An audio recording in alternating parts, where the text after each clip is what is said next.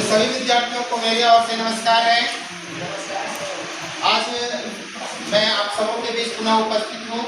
मेरे चैनल में आप सभी को स्वागत है। आज का जो टॉपिक से हम लोग चर्चा कर रहे थे, इसी क्लास से भारत का भौतिक स्वरूप में जो पढ़ रहे हैं आज हम लोग, उसमें से आज का टॉपिक है प्रायद्वीपीय पठार। और इस प्रायद्वीपीय पठार में कौन कौन से क्षेत्र आते हैं, आज उसके बारे में हम लोग पूरा विस्तार से जानने का प्रयास करेंगे। जहाँ तक हो सकेगा धीरे धीरे आगे की पार्ट भी इसी तरह से करते रहेंगे, ठीक है। तो आज का प्रायद्वीपीय पठार में पहला भाग हम लोग पढ़ चुके थे, पहला भाग का अध्ययन कर चुके थे। पहला भाग प्रायद्वीपीय पठार की विशेषता को बता चुके थे। प्रायद्वीपीय पठार की विशेषता पढ़ने के बाद आज हम लोग समझेंगे कि प्रायद्वीपीय पठार को कौन कौन से भाग उसमें आते हैं, उसके बारे में समझने का प्रयास करते हैं। तो चलिए देखते हैं कि प्रायद्वीपीय पठार में कौन कौन से हिस्से आते हैं, ठीक है। प्रायद्वीपीय पठार का कुछ हिस्सा को जानने का प्रयास करेंगे हम लोग। जैसे क्या है, समझते हैं हम लोग प्रायद्वीपीय पठार कहाँ से कहाँ तक विस्तार है। ये आपका एक है मैप है इंडिया का, ठीक है। प्रायद्वीपीय भूमि का एक क्षेत्र का मैप दिखाया गया है।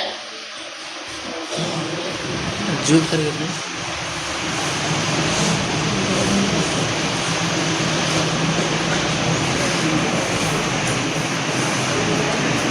ये प्रायद्वीपीय भूमि का एक मैपिंग दिखाया गया है, जिसमें से कौन कौन से एरिया आते हैं उसके बारे में जानते हैं। कौन कौन सा क्षेत्र आता है उसके बारे में समझने का प्रयास करते हैं। तो सबसे पहला क्षेत्र हम लोग देखे थे कि ये पूरा का पूरा एरिया तो प्रायद्वीपीय पठार का एरिया है। और ये भारत का सबसे प्राचीनतम भूखंड है, भारत का सबसे पुराना भूखंड है। इसमें आप लोगों को देखना है कि इसमें मुख्य रूप से हम लोग पढ़ेंगे इस प्रायद्वीपीय पठार को अलग अलग वर्गों में बांटा गया है। तो एक भाग पढ़ेंगे यहाँ जिसको कहते हैं मध्य उच्च भूमि, ठीक है। ये भूमि क्या कहलाती है, मध्य उच्च भूमि। यहाँ से लेकर के ये एरिया पूरा मध्य उच्च भूमि के नाम से जाना जाता है, ये एरिया, ठीक है।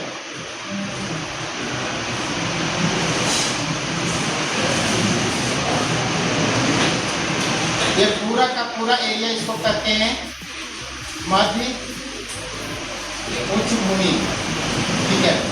तो किसके बारे में आज जानेंगे, पहला मध्य उच्च भूमि के बारे में, ठीक है। मध्य उच्च भूमि में कौन कौन सा क्षेत्र आते हैं, कौन कौन सा पहाड़ पठार पर्वत आते हैं, इसके बारे में जानेंगे। ये मध्य उच्च भूमि क्या है, ठीक है। मध्य उच्च भूमि अरावली पर्वत प्रायद्वीपीय पठार का वह हिस्सा है जो तीन तरफ से घिरा हो, ठीक है। एक तरफ से इधर अरावली पर्वत से घिरा हो, ठीक है। कौन सा पर्वत, अरावली पर्वत से घिरा हो। यहाँ से लेकर के फिर गुजरात के पालनपुर क्षेत्र से ये शुरू होता है अरावली पर्वत, तो जाता है दिल्ली के मजनू टीला तक, ठीक है। दिल्ली तक चला जाता है, ये पूरा दिल्ली रेंज तक जाता है, दिल्ली क्षेत्र तक जाता है। तो ये है अरावली पर्वत। कौन सा पर्वत है, अरावली पर्वत, ठीक है। उसके बाद इसी के अंतर्गत आता है वो जो भाग है, इस भाग को वो कहते हैं मालवा का पठार। इसको किस नाम से जानेंगे, मालवा का पठार, मालवा का पठार। ये फैला हुआ क्षेत्र है। और कुछ हिस्सा नीचे जो दक्षिण की तरफ जो है हिस्सा, उसको कहा जाता है सतपुड़ा रेंज, ठीक है, सतपुड़ा पहाड़ी।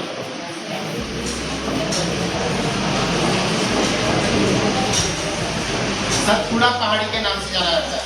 इसी मध्य उच्च भूमि का हिस्सा स्थानीय रूप से मालवा के पठार में जो फैला हुआ भाग है वो विशेष रूप से कहता है बुंदेलखंड और बघेलखंड। किस नाम से बोलेंगे, बुंदेलखंड और बघेलखंड, ठीक है।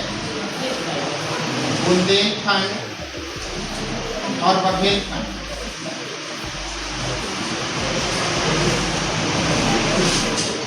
ये स्थानीय रूप से इसको नाम पुकारा जाता है बुंदेलखंड और बघेलखंड। ये मालवा के पठार का ही कुछ हिस्सा है। इसी मालवा के पठार क्षेत्र में मध्य उच्च भूमि के भाग में, ठीक है, इसमें हम लोग एक बीच में एरिया आता है, एक पठार आता है या पर्वत इसको बोल सकते हैं, जिसका नाम है विंध्यन श्रेणी, ठीक है। कौन सा श्रेणी है ये, विंध्यन श्रेणी, विंध्यन रेंज जिसको कहा जाता है, ठीक है। ये भाग जितने हैं वो सभी के सभी मध्य उच्च भूमि में आते हैं, ठीक है। इसको मध्य उच्च भूमि के श्रेणी में रखा गया है। इसके अलावे भी कुछ हिस्से हैं जो मध्य उच्चभूमि के अलावे इस प्रायद्वीपीय पठार का भाग है, जिसमें से आपको बता चुके हैं वो भाग आपका पढ़ेंगे, वो पढ़ेंगे। इधर जो है फैला हुआ भाग उसको कहा जाता है पश्चिमी घाट, और इधर जो फैला हुआ भाग है उसको कहा जाता है पूर्वी घाट। ठीक है, इसी के भाग में यहाँ से यहाँ तक फैला हुआ हिस्सा है, इसको कहा जाता है दक्कन का पठार। दक्कन का पठार, यहीं पे फैला हुआ हिस्सा एक मिलेगा आपको यहाँ पे, इसको कहा जाता है छोटा नागपुर का पहाड़ी, छोटा नागपुर पठार। और इसी से टूट करके किया है यहाँ पे जो मेघालय क्षेत्र में, जिसमें से बताए थे 3 रेंज हैं, इसको कहते हैं मेघालय का पठार या गारो खासी और जयंतियान। ठीक है, ये 3 है, मेघालय का पठार के नाम से जाना जाता है, उसको शिलोंग पठार भी बोलते हैं, यहीं पे स्थित है। तो इस प्रकार से इतने क्षेत्र को हम लोगों को पढ़ना है, अरावली, मालवा, विंध्यन श्रेणी, सतपुड़ा, ठीक है, छोटा नागपुर। तो इसके बाद इसको क्या बताएं, मेघालय का पठार,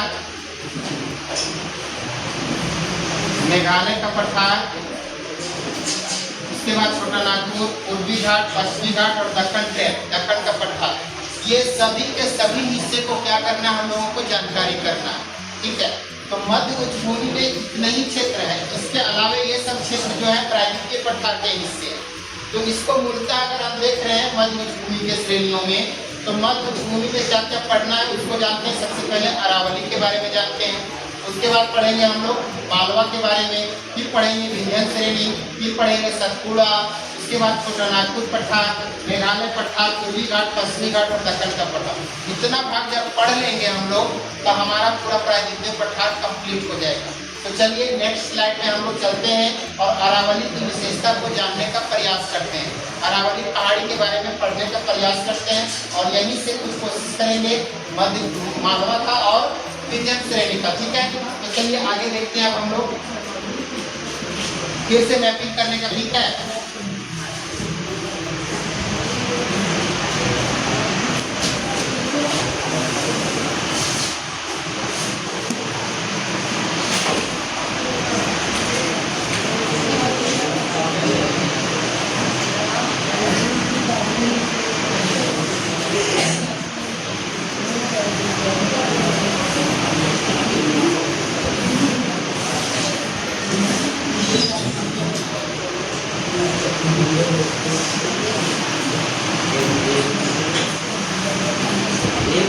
चलिए यहाँ तक देख लिए हम लोग प्रायद्वीपीय पठार को। अब इसी का आगे भाग हम लोग देखते हैं, इसमें से अरावली पर्वत एक करके समझेंगे, एक एक करके हर चीज को समझते जाना। ठीक है, सबसे पहले हम लोग देखते हैं अरावली पर्वत। ठीक है, ये अरावली पर्वत कहाँ से कहाँ तक फैला हुआ है उसके बारे में जानने का प्रयास करते हैं।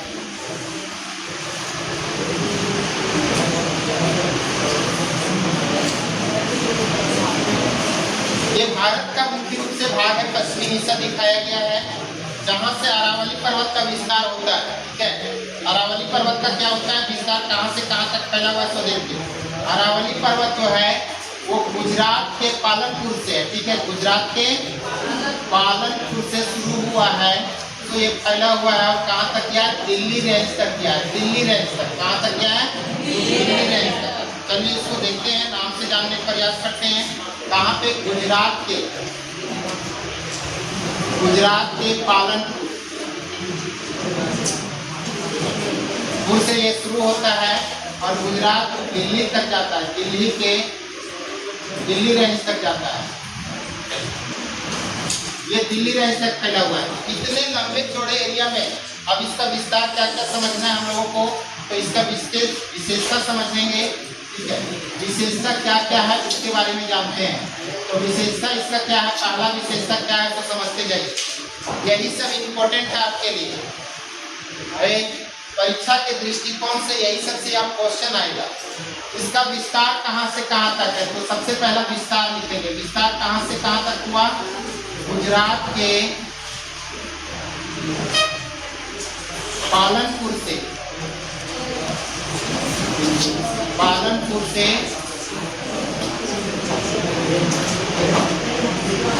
दिल्ली रेंज तक। अगला पॉइंट, इसकी लंबाई की बात करेंगे तो 800 किलोमीटर है। कितनी लंबाई है? तो पूरा यहाँ से यहाँ तक इसकी रेंज की लंबाई जो है वो 800 किलोमीटर है। ठीक है, ये भाग जो है वो विशेष रूप से इसका विस्तार यहाँ से यहाँ देख लिए, लेकिन किस दिशा से किस दिशा की ओर है तो इधर देखिए दक्षिण पश्चिम। ठीक है, दक्षिण पश्चिम से इसका विस्तार है, तो उत्तर पूर्व तक, उत्तर पूर्व की ओर फैला हुआ है। इसका फैलाव है दक्षिण पश्चिम से उत्तर पूर्व। ठीक है, दूसरा विशेषता क्या लिखेंगे? फैलाव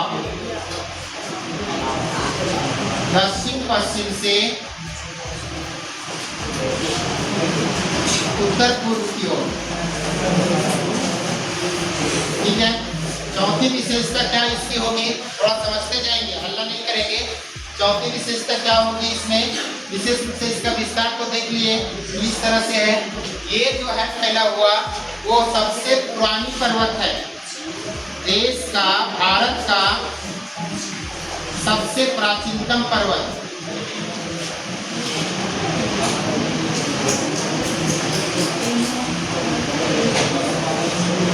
देश का सबसे प्राचीनतम पर्वत। ठीक है, देश का थोड़ा सा रोकेगा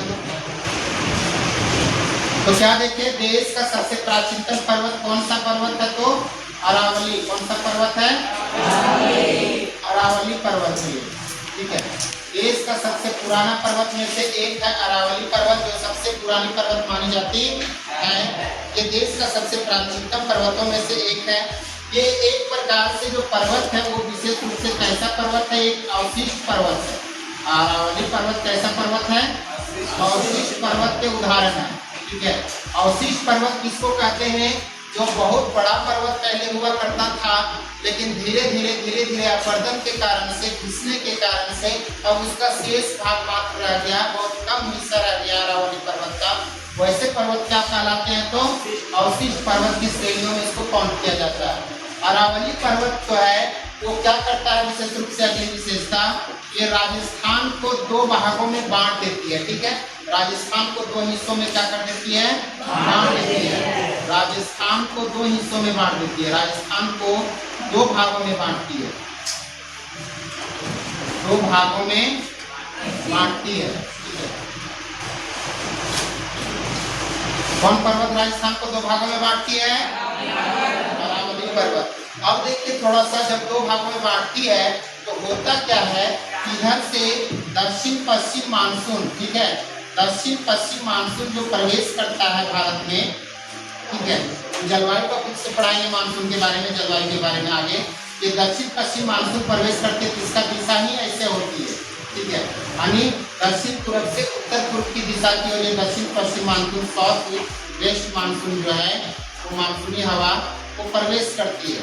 अब ये मानसूनी हवा जब प्रवेश करती है भारत में, अपने साथ में समुद्र से प्रवाहित होने के कारण से नमी वाला हवा, नमीयुक्त हवा बहुत अधिक मात्रा में नमी समुद्र से प्राप्त करता है और क्या करता है कि इस क्षेत्र में भारत में बहुत अधिक वर्षा कराती है। तो उसका पश्चिमी घाट इधर पड़ता है तो वर्षा होती है, लेकिन इधर से जब प्रवेश करता है तो किसी भी मानसूनी पवन को, नमीयुक्त पवन को वर्षा कराने के लिए उसके रुकावटें चाहिए। रुकावट कौन करेगा? उसको पर्वत करेगा। ठीक है, इधर पर्वत नहीं मिलता है, और ये अगर अरावली पर्वत है तो जिस दिशा में ये है बह रही है हवा, मानसूनी पवन चल रही है नमी लेकर के, उसी दिशा में ये फैला हुआ पर्वत है। तो देख रहे हैं उसी तरह से ये फैला हुआ है, जैसे जा रही है हवा वैसे ही इसको रुकावट नहीं कर पाती है, इस कारण से यहाँ पे वर्षा नहीं हो पाती है। यानी अरावली पर्वत के दो हिस्सों में जो बांटे, उन दो हिस्सों में से एक पूर्वी हिस्सा इधर का भाग कहलाया पूर्वी भाग। ठीक है, पूर्वी भाग, और इधर का भाग कहलाया पश्चिमी भाग। क्या कहलाया? पश्चिमी भाग। तो इधर से जो जाती है हवा तो थोड़ा थोड़ा सा इसके तल पर, ठीक है, इसके नीचे वाला हिस्सा पर, आर्द्रभूमि पर पर्वत के, उससे घिसने के कारण से, टकराने के कारण से मानसूनी पवन पूर्वी हिस्सा में कुछ छिटपुट वर्षा होती है लगभग 50 सेंटीमीटर तक, जबकि पश्चिमी हिस्सा में वर्षा नहीं होती है।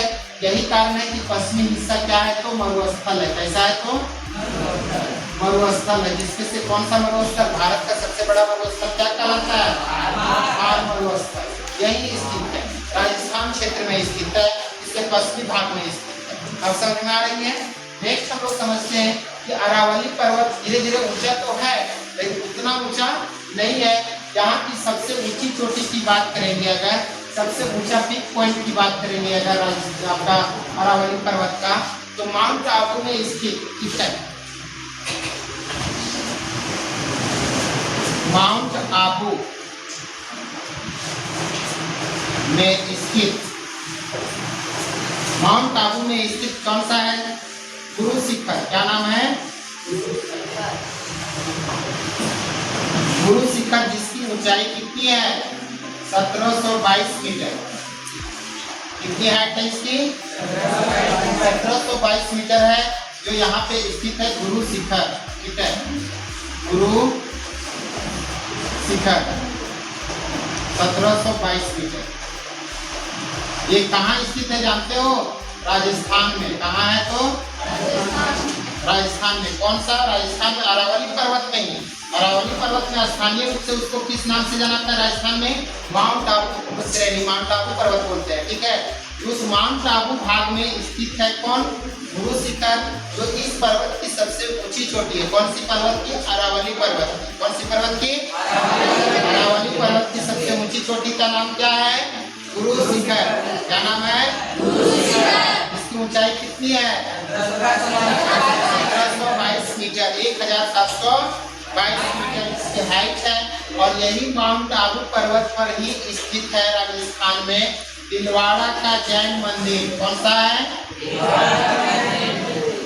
तिलवाड़ा का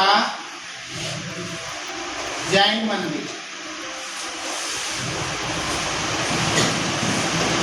तिलवाड़ा का जैन मंदिर कहाँ स्थित है, माउंट आबू पर्वत में। कहाँ है, माउंट आबू पर्वत में। ठीक है, और ये माउंट आबू पर्वत कहाँ है तो बता चुके हैं, राजस्थान राज्य में। कहाँ है, राजस्थान में स्थित है। ये प्रमुख रूप से अभी हम लोग देख रहे थे वो था अरावली पर्वत।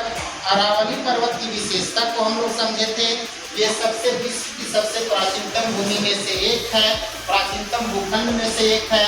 ये विशेष रूप से गोंडवाना लैंड का हिस्सा माना जाता है। ठीक है, प्राचीनतम भूखंडों में से इसको एक माना जाता है। इसकी विस्तार को देख लेते हैं, गुजरात के पालनपुर से लेकर के कहाँ तक है, दिल्ली रेंज तक है। ठीक है, दिल्ली तक स्थित है। और ये फैलाव उसका किधर से किधर है, दक्षिण पश्चिम से लेकर के उत्तर पूर्व की ओर है। लेंथ की बात करेंगे तो 800 किलोमीटर है। और इसका देश का सबसे पुराना पर्वत श्रृंखला है। और ये किस प्रकार का पर्वत है तो अवशिष्ट पर्वत का उदाहरण है। ये राजस्थान को दो हिस्सों में बांटती है, एक पूर्वी भाग और एक पश्चिमी भाग। पूर्वी भाग में थोड़ा वर्षा होती है, लगभग कितना सेंटीमीटर तक तो 50 सेंटीमीटर तक। जो पर्वत पादीय क्षेत्र है, पर्वत के तल क्षेत्र है, इन क्षेत्रों से मानसूनी पवन टकरा करके वर्षा कराती है, जो लगभग 50 सेंटीमीटर तक वर्षा होती है। पश्चिमी भाग वर्षा विहीन नहीं होती है, यानी वहाँ भी वर्षा होती है लेकिन छिटपुट वर्षा होती है। 10 से लेकर के 30 सेंटीमीटर तक पश्चिमी भाग में वर्षा होती है। और जिस कारण से इस क्षेत्र में मरुस्थलों का विकास हुआ है। तो भारत का सबसे बड़ा मरुस्थल कौन सा, थार मरुस्थल कहलाता है। यही पर्वत पर स्थित है माउंट आबू पर्वत में, अरावली के भाग में माउंट आबू पर्वत है जो राजस्थान में स्थित है। जहाँ पे क्या है, इस पर्वत का सबसे ऊंचा शिखर गुरु शिखर स्थित है। इसकी हाइट कितनी है, 1722 मीटर। यही माउंट आबू पर्वत पर हमारे विश्व प्रसिद्ध बोला जाए, भारत के अलावा विश्व प्रसिद्ध जो है एक मंदिर है, इसका नाम है दिलवाड़ा का जैन मंदिर। जैन धर्म वाले लोगों के लिए प्रसिद्ध मंदिर है ये दिलवाड़ा का जैन मंदिर। ये माउंट आबू पर्वत पर स्थित है जो राजस्थान में स्थित है। इस प्रकार से ये हिस्सा को हम लोगों ने जो देखा वो कौन सा हिस्सा हम लोग पढ़े थे, अरावली पर्वत। ये विशेषता हम लोग अरावली पर्वत के बारे में जाने। अब अरावली पर्वत के बाद हम लोग अगर समझते हैं तो मालवा का पठार को जानेंगे। कौन सा पठार को, मालवा। चलिए अब इसको हम लोग क्या करते हैं, शॉर्ट कर देते हैं, इसको भी छोटा बनाते हैं, इसको भी। ठीक है,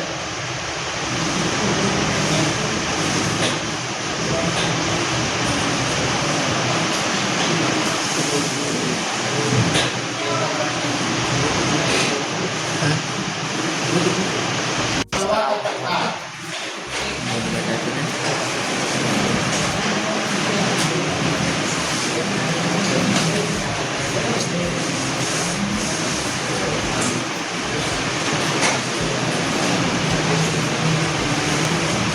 चलिए अब हम लोग देखते हैं मालवा का पठार के बारे में समझने का प्रयास करते हैं। मालवा का पठार की विशेषता कहाँ से कहाँ तक है उसके बारे में जानते हैं। ठीक है,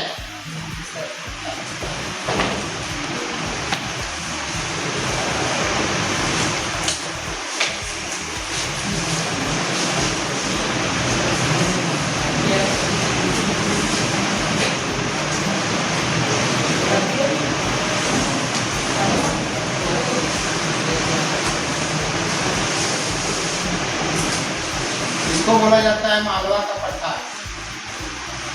मालवा का पठार, ये मालवा का पठार इधर जो है अभी देखे थे हम लोग, ये हिस्सा जो देखे थे वो हिस्सा क्या था, इधर जो है फैला हुआ रेंज था जिसका नाम बताएं आप लोग को, वो था अरावली। क्या नाम था? अरावली। ठीक है, ये हिस्सा। और इधर जो है वो है बुंदेलखंड। ठीक है, इधर का हिस्सा क्या कहलाता है? बुंदेलखंड। पूरब का हिस्सा जो है उसका बुंदेलखंड के नाम से जाना जाता है। ये बुंदेलखंड और पश्चिमी हिस्सा जो इसका है उत्तर पश्चिमी भाग अरावली, और पूर्वी हिस्सा क्या है? बुंदेलखंड से क्या है, ये घिरा हुआ है। और यहाँ विशेष रूप से क्या है कि चट्टानों का निर्माण यहीं पे होता है बहुत अधिक मात्रा में। ज्वालामुखी का उद्गार यहाँ ज्यादा हुआ है। ठीक है, इस क्षेत्र में मालवा के पठार में क्या हुआ है? ज्वालामुखी का उद्गार हुआ है। ज्वालामुखी का उद्गार। ठीक है, अब बताएंगे विशेष रूप से विशेषता अगर देख रहे हैं, विशेषता इसका विशेषता अगर जानेंगे तो पहली विशेषता क्या समझ में आया हम लोगों को? ये घिरा हुआ है, किससे घिरा हुआ है? तो घिरा है किससे? अरावली से और बुंदेलखंड से।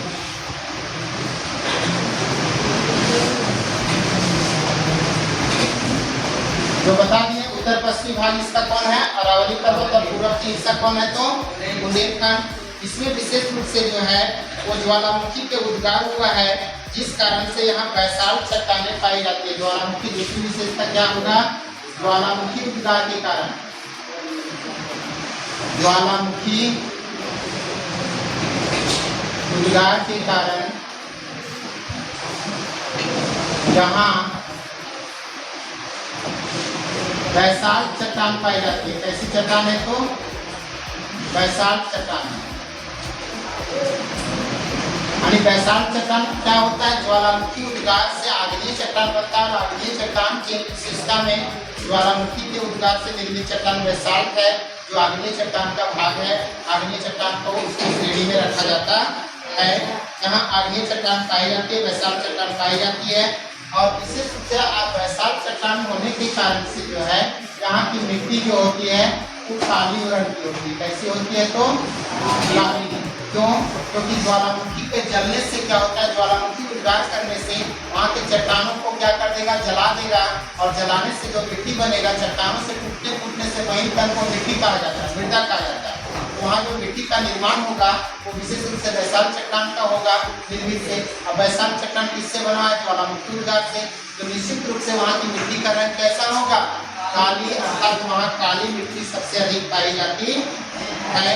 इस क्षेत्र में विशेष रूप से चंबल, बेर, केनवा, सील, ठीक है।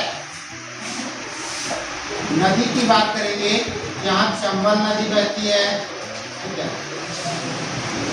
बेतवा नदी बहती है, केन नदी बहती है और सिंध नदी बहती है। ठीक है, ये सभी नदियाँ यहाँ क्या होती है? प्रवाहित होती है। किस क्षेत्र में? तो मालवा के पठार में, इस क्षेत्रों में प्रवाहित होती है, नदियाँ प्रवाहित होती है, नदियाँ बहती है। और इसमें कुछ कुछ सहायक नदियाँ भी हैं। इसमें विशेष रूप से क्या करता है कि इन नदियों ने क्या कर दिया है? इस चंबल के भूमि को अर्थात इस मालवा के पठार को काट दिया है। ठीक है, यानी यहाँ पे क्या कर दिया है? नदियों ने काट कर और नलिका का अपवर्तन किया है।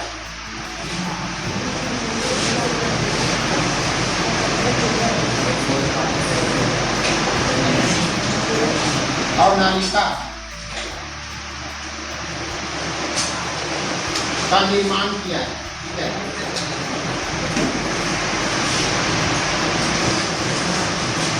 और नालिका अपवर्तन करके, ठीक है, और नालिका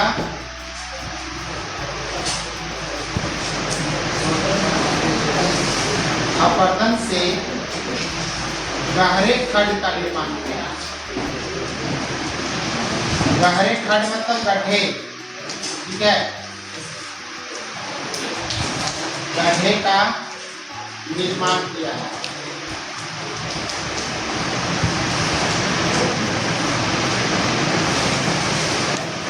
अगली विशेषता क्या है इसका, मालवा के पठार का गहरे खंड का निर्माण किया है, जहाँ पे क्या है विशेष रूप से इस गहरे यानी निहर भूमि में क्या हो गया है तो उसको पूरा स्थल कहा जाता है। गहरे खंड को क्या बोला जाता है, गहरे खंड को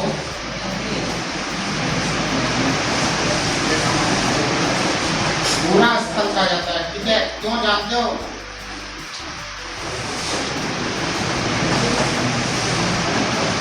क्योंकि इसे चंबल घाटी में, चंबल नदी यहाँ बहती है ना, तो चंबल घाटी में क्या हुआ है कि इतना पूरा खंड का निर्माण हो रहा है, पर्वत को काट के गड्ढा बना दिया कि उस गड्ढा में मतलब जाने का रास्ता नहीं है। इस प्रकार से इस गड्ढे वाले पर्वतीय क्षेत्र को काट करके बीच बीच में गड्ढा जो बनाया है नदियों ने, उस नदियों में गड्ढा बनाने के कारण से इस क्षेत्र में क्या कर दिया है, पूरा स्थल निर्माण करने से या चोरों के छिपने का जगह बन गया। चंबल घाटी चोरों को छिपने का प्रसिद्ध स्थल माना जाता है। चोर लोग जो चोरी करता है ना, यहाँ छिप जाता है, जाकर घुस जाता है उस गड्ढे में, इससे किसी को पता नहीं चलता है। इसीलिए इसको पूरा स्थल के नाम से जाना जाता है। इसका विस्तार सबसे अधिक अगर बात करेंगे तो विस्तार सबसे अधिक इस क्षेत्र का कहाँ है तो एमपी में है। एमपी मतलब मध्य प्रदेश में इसका विस्तार सर्वाधिक पाई जाती है। कुछ हिस्सा इधर भी है, कुछ इधर भी, लेकिन सर्वाधिक भाग इसका एमपी में फैला हुआ है। ये प्रमुख विशेषता जो आज हम लोग देखते वो विशेषता क्या था, विशेष रूप से वो आपका चंबल के आपका मालवा का पठार और दूसरा पहले इसके पढ़े अरावली का पठार। इसके बाद तक क्लास हम लोग धीरे धीरे आगे पढ़ेंगे और सबके बारे में जानेंगे। इस तरह से पहले के पठार कंप्लीट होगा। आप सबों को बहुत बहुत धन्यवाद। जय हिंद, जोहार।